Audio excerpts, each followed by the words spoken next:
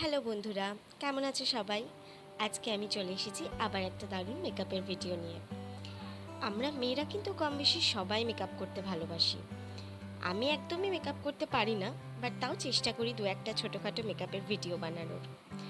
কিন্তু এই মেকআপ করাটা কি আমাদের সমাজে এখনও অনেকে ময়দা বলে সম্বোধন করে।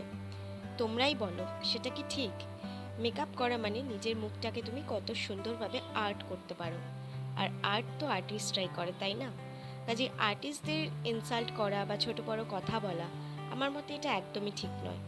যারা মেকআপ আর্টিস্ট আছে, যারা এই প্রফেশনে আছে, তারা কিন্তু যথেষ্ট নিখুঁত পারদর্শিতাতেই এই কাজটা করে। আর বিভিন্ন অকেশনে মেকআপ ছাড়া কি সত্যি যাওয়া যায়? নিশ্চয়ই যায় না। কাজেই মেকআপটাকেও কিন্তু আমাদের যথেষ্ট সম্মান দেওয়া উচিত বলে আমার মনে হয়।